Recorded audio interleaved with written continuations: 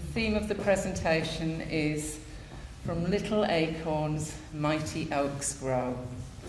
And by this I mean from those little tiny bundles of joy that we're lucky enough to have when we first meet our children, that we can help them to grow into mighty oaks.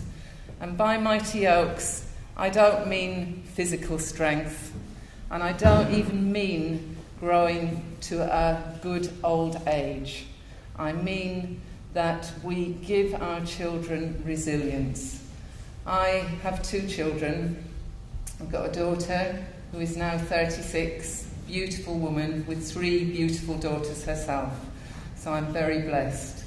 And I was doubly blessed with my son, who was born in 1983 and had a range of very complex and severe impairments, and sadly passed away when he was 15. That was 20 years ago now, but my goodness, what an oak he was. He had such strength, such poise, such dignity, such humanity in this little boy that was, and teenager. He was on the cusp of moving to that next stage. But it was almost as though in his short life, what he'd attained through his mighty oakdom, he was just so strong. He could have been 80 years old. So becoming a mighty oak, it's not about age. It's not about having disabilities and not having disabilities. It's about teaching our children and teaching ourselves how to navigate our way through a world which is often difficult. And as Sylvana said, there are many ups and downs, and we can be sure of that. The first thing, before I had my son, I thought that to have a child with an impairment, with a disability, would be a terrible thing. I was brought up in a culture where I had no friends with disabilities at school, no teachers with disabilities at school. There was the odd child who was a bit ill and went off to hospital for a while, but I didn't know anything about this world, and my culture told me that it was a bad thing to have a disability, that it was not something that was welcomed. When I first had my son, as with my daughter, I was just overwhelmed with love. That was all I felt. As things developed and as his labels grew and we got diagnoses, I learnt that the world saw him differently, that they didn't automatically love him. They would give me negative messages, oh, don't worry, or he can't, he won't, blah, blah, blah, blah, blah. And I was confused for a while because of my upbringing, which was negative around disability and impairment, because of the messages I got, and also because of this strong love. It took me a good few years to work my way through this confusion and find a place that I was comfortable. But my instinct in those early years was to network with other parents, to get to know other people in the same situation and to find out what their experience was and just go through things together. And it was with those other parents and meeting them, spending time with them, that I began to be able to close the door to those negative messages. As I say, it took me a few years. And I could never ignore them because they're in the world, so I had to interact with them. But for myself and my family, I could say, no thanks, they are not coming through this front door. We are going to live our reality, which is that of love, that of acceptance, that of belonging, that of understanding now that illness, impairment and death are simply part of the human condition. There's no other way, and it's our cultures that are wrong, not us, not our emotional experience. But that was only through meeting with other parents. And this is 35 years ago now, and I see that the same is true, and I see the strength of what you're doing here through the Now Next programme, through the peer facilitation programme, is exactly that. And what you're able to do with that is fast track the journey that I was on all those years ago. So early on, I didn't know what I was doing. I was just working through my instincts, going with my new friends, following the lead of my children. That's what got me through this. It was my children got me through. They were my inspiration. They were the people that showed me how to be and what to do. I had to take advice, I had to read, I had to learn, I had to find things. And over time, we realised that what we're creating was a new reality for ourselves. And after my son's death, when I had time to reflect and time to think about what I was going to do and start doing this work that I do now, I worked with other parents, and we thought about our early years, and we came up with this model here that you see there, which we called our model of real wealth. And that's what we were seeking in our families. Now, we didn't understand it at the time. It's only in more recent years. But I've worked with this model now and checked it out with families, and I listen to you guys here, and it comes true there. So in our model of real wealth, resilience, spirit, light, whatever you want to call it, that's the centre. That's what we need to find for ourselves individually as parents.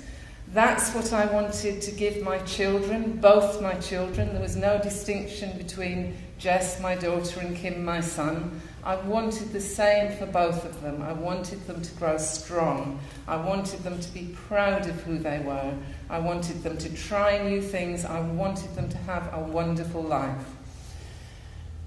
But over time, I learned that there were things that I needed, and we needed as a family, and we need as a community. So this model goes from the individual right out to the wider community. We need people in our lives. So if I relate this to my son, he needed to feel loved within his family.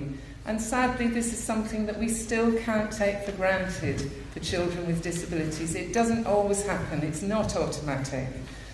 But that was the primary thing. And then we need other people. We need friends. We need wider families. We need acquaintances. We all have different levels of friendship and people in our lives. Our children need that as well. And then we need people that are paid. I needed my child's paediatrician, even when I didn't agree with them. I needed them. My child had a medical condition, a chronic and sometimes acute medical condition. I needed their expertise. So I had to find a way. They had to be within our circle of people that were involved. And then we needed as a family community. And I found I couldn't take that for granted with my son. I had to negotiate our way even through playgroups, through nurseries. We managed to get in there, but I had to negotiate that. I couldn't take that for granted. When it got on to schooling time, it got even more complicated. In the early years, the agencies that we were dealing with were health primarily, and then education came to play.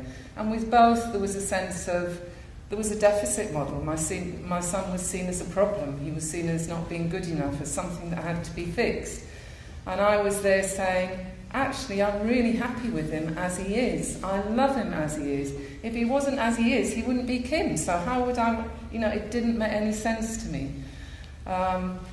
But we needed those people. But as schools particularly started to find Kim too difficult to include, because he wasn't progressing in a mainstream school, he wasn't learning to say hello, so they found that a problem. They didn't like that he couldn't progress in any way. And then when he went into special education, they had that same problem with progression. And I thought special education was meant to be anyway. So he was in reception until he was about 7 years old. And in the UK, you should be out of reception when you're 5. So I decided to take him out to school. And I thought, okay, if we're not going to be accepted in the community, I'm going to build a community around us. So I invited a community into our house. So here I was a single parent with 2 children. I wanted to give my daughter the attention and time that she deserved and that was her birthright. And I wanted my son to be included in his community. So I put a little ad up in the local shops at the bottom of the road, and just asking for help. Do you have an hour a week to spare? Would you like to come and help a little boy have a nice life? That kind of thing. Within about a week, 10 days, we had 50 plus volunteers. And those 50 people came to our house every day for years, actually, on and off, probably for about 10 years. They became our close friends. They were our community. And over that time, I learned that Kim had so much to give. At the beginning, I was, all these people are giving to us. Oh, my goodness me, makes me so nervous. And then I thought, actually, we are giving them an opportunity to learn something different, to meet my gorgeous son. We are giving them an opportunity to contribute. And that is helping their resilience, their well-being. They are able to make a contribution to their community. So I learned quite quickly that it was equal, that in receiving you also give. And that was another really important lesson, and one I only learned through my gorgeous son, because he needed help. In my way, I can get through life and try not to ask for help as much as possible, but I had to ask for help with Kim. So we brought the community to us, and we had a wonderful community. Our house became a hubbub. It was a bit crazy, it was a bit chaotic, but people would just walk in. The back door was always open, and I quite often come and find someone doing the washing up or making us tea. They quickly moved from reading to Kim or taking him to the park, or one of the volunteers ended up, he used to go up Friday evening to have tea with them. They became our friends, they became really close, and they became Kim's life, and he became their life. So, even though we were excluded from community, we managed to create our own community, and we also managed to make, in doing that, it was easier for Kim to belong to the community, because these volunteers would take him to Cubs, to a circus skills class, to whatever they thought was going on.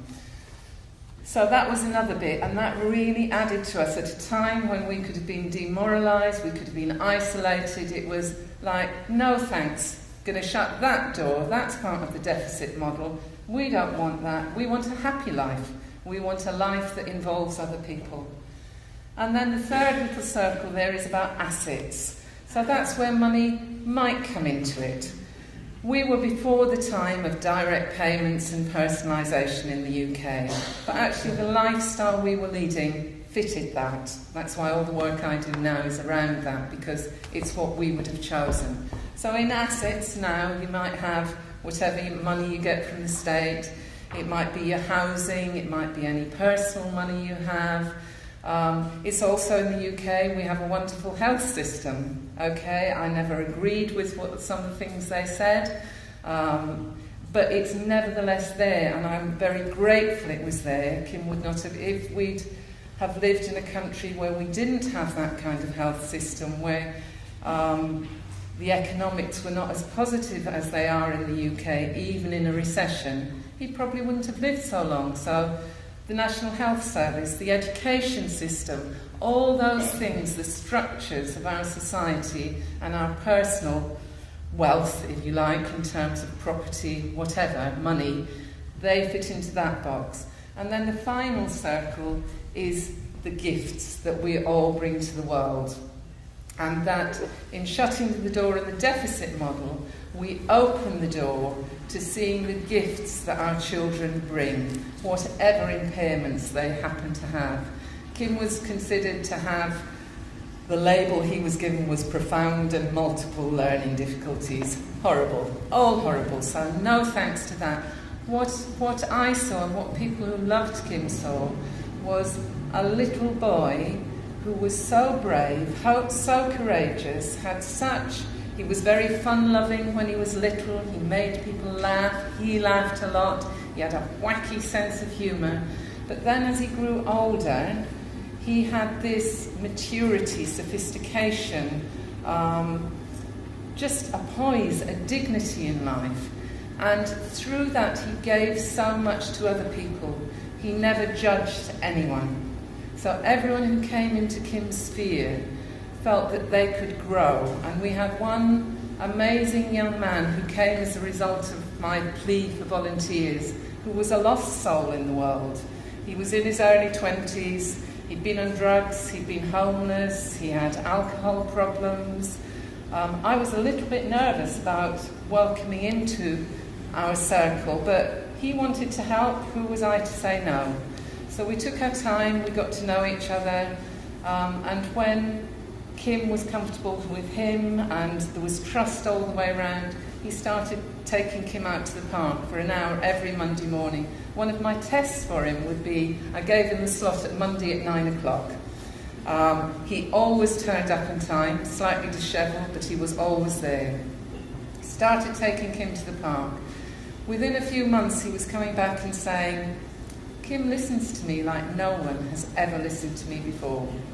And he started talking to me about his dreams, and he'd always dreamed about making films. Another few months passes and he tells me, I've applied to a college in London. I've applied to go and learn to make films. And he says, it's because of the time I spent with your son that I'm able to do this. So Kim, in his own way, without speaking one word, was able to give this young man, lost soul in the world, the confidence to pull himself back in. He was able to build Michael's resilience, his self-worth. What a gift to have in the world. How many people in the world can do that without opening their mouths? Amazing. So with all that in place, and recognising that and giving opportunities for that, we can help our children build their resilience. In doing it for ourselves, we help ourselves build our own resilience and our family's resilience, and wider than that, the community resilience. So this is what I now work on with parents in the UK, and we test it all the time. I can still kind of assess myself if I'm having a down moment, just look at that and think, what do I need to do? Where do I need to go? Okay, right, move on. So to go back to the early years, got together with parents, and we dared, once we'd shut that door in the deficit model, we dared to dream again, because the deficit model takes our family dreams away. It takes our dreams for our children away, and we dared to dream. And this slide here was one that we put up at our first parent-led conference in Sheffield in 1996, and we read it out, and we read it out proudly. We dream for our children and for your children. We were dreaming for your children here. Never did I think that 30 years later I'd be here in Sydney showing this slide. And that dream will always stand, just that our children will belong, that they will belong, and that their children will belong forever and ever and ever, and that one day no one will be surprised about this. We can take it for granted. And so there's the job of nourishing our children, not just our children with disabilities, but our children, their brothers and sisters. And I now look back and I know how hard this is when our children are young. And there were many a night that I'd tear my hair out, I'd be chastising with myself. Because of Kim's impairments, Jess came second, not in my heart, but in our practical way of life. Kim had really bad epilepsy.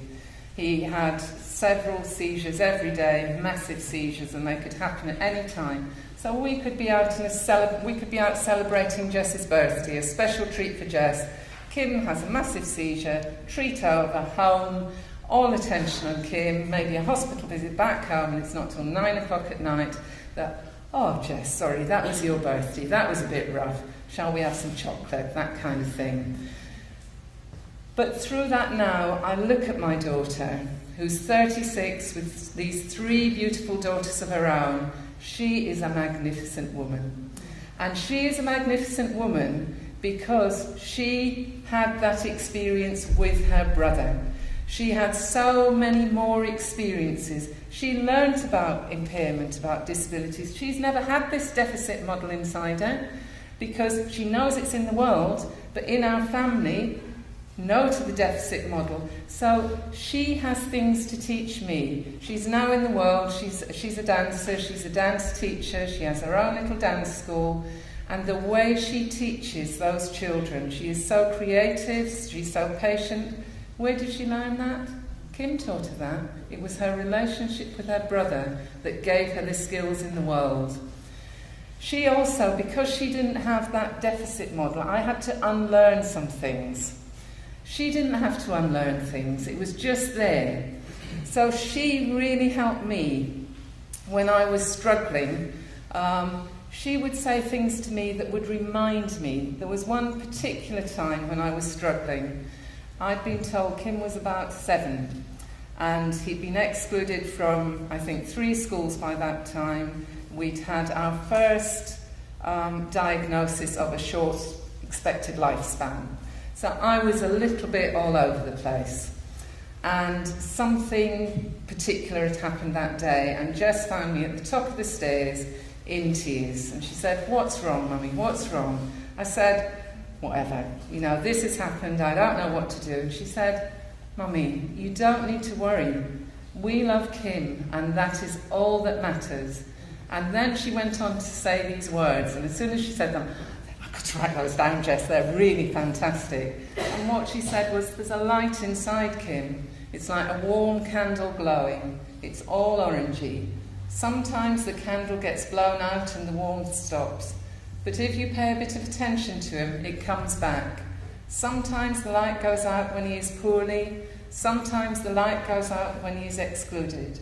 It glows most brightly when he is well and when he is at the centre of things." So there's my daughter, age 9, teaching me. There's my daughter who I was worried that I was neglecting and not being a good enough parent. There was her blossoming and showing me how to keep going and how to keep my family going. And so within the family, we just supported each other. It was just mutual. Here's a photo of my gorgeous son. This is his last smile, so very, very precious. Kim had, and this was the last very difficult decision I had to make, and this smile was so important to me because I didn't know what he thought about the decision that I'd taken. He'd been in intensive care for about 6 weeks. Intensive care had said, "This is it. Don't know how long he's going to last, but this is it. We can't keep him here. Where would you like your son to die?" What a question. So I don't know how to answer that question. They give me 3 options. They're 3 institutional options. I think, I don't know. So I take a few days in this kind of mire of I don't know. And then I'm parking the car outside the hospital one morning, early one morning. I'd stay with them all day, but I'd go back to my daughter in the evening. And I'd arrive at the hospital at 6 o'clock, and I remember the moment, I was just turning my head to back the car up. I thought, he's got to be at home. But we needed help at home because it was heavy nursing now. So I went into the hospital that morning and I said, I'd like him to come home, but I really need some help. I just need overnight. I will do the days. If you give me all the nursing support and advice and tell me what to do with the machinery, I will do days, but I need some people who are confident with the equipment to do the evenings. It took a while to get that sorted out, but we got that sorted out. I'm just going to whip back to there, that community. You remember I said that we invited people in. We had an ad out. Well, I also went round schools looking for volunteers, 6th forms. One of our volunteers was a teenager called Claire back in those early years. Who did we meet? in intensive care, but Claire. She was now qualified as a nurse. Who was there when I said I needed help to take Kim home? Claire put her hand up and said, I've got 2 weeks holiday coming up, I've got 2 weeks annual leave, I will do the first 3 nights. So our connections in the community, all those years later, we lost touch with Claire, but there she was, one of those fantastic little coincidences that life throws up. There she was, and because she put her hand up to say, I'll do 3 nights, I'll give up my annual leave, it was just before Christmas as well, then the community paediatric nurse said, I'll do a night. And then some other nurses who were not so good actually, they were a bit, they weren't as close to us, they were a bit more deficit, but they said they would do some nights, and so we got Kim home. But I was petrified, I was absolutely petrified.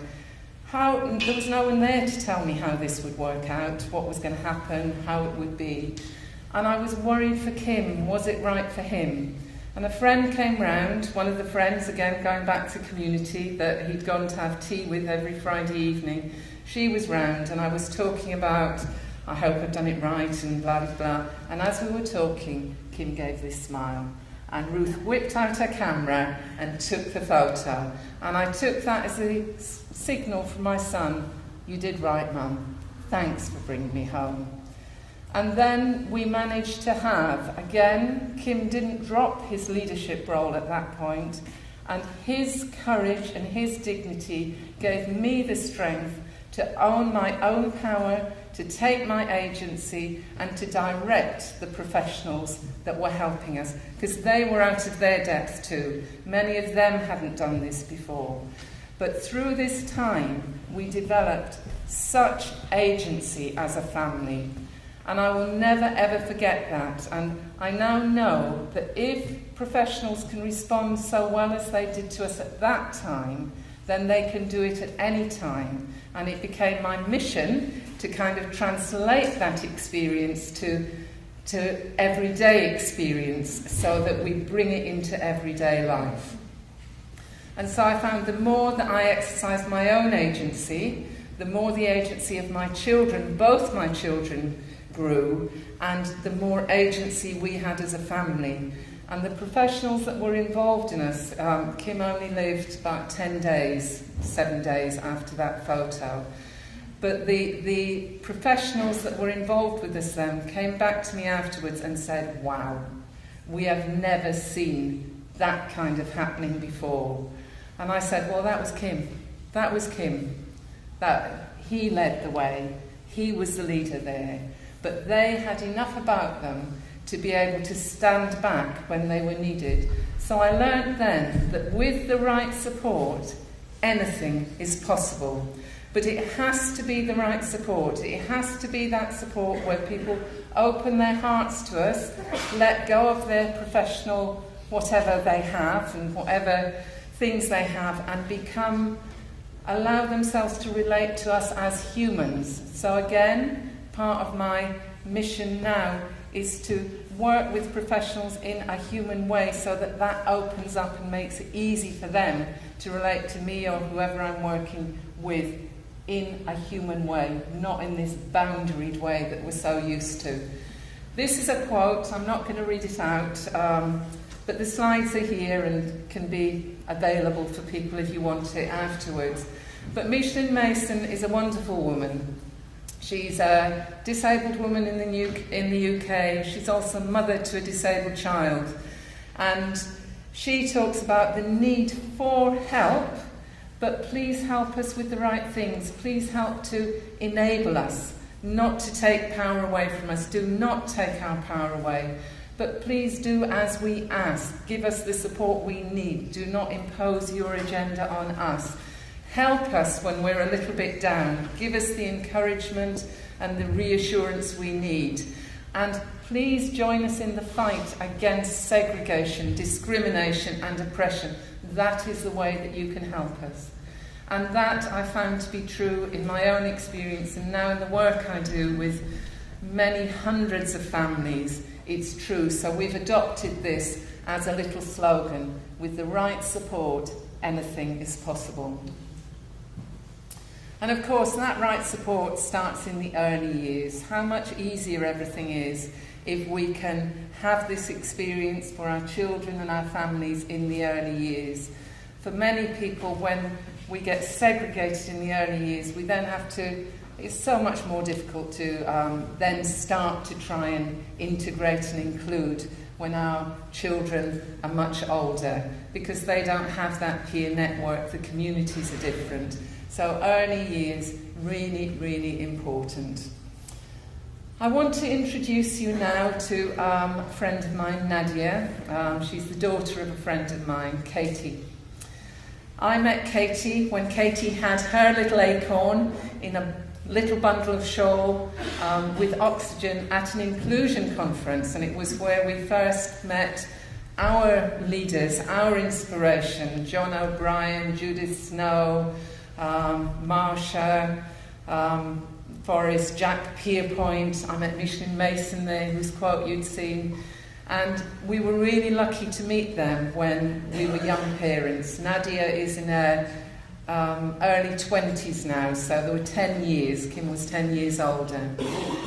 Nadia's life now, Nadia has very complex disabilities. She has cerebral palsy, she's profoundly deaf, she uses a communication aid.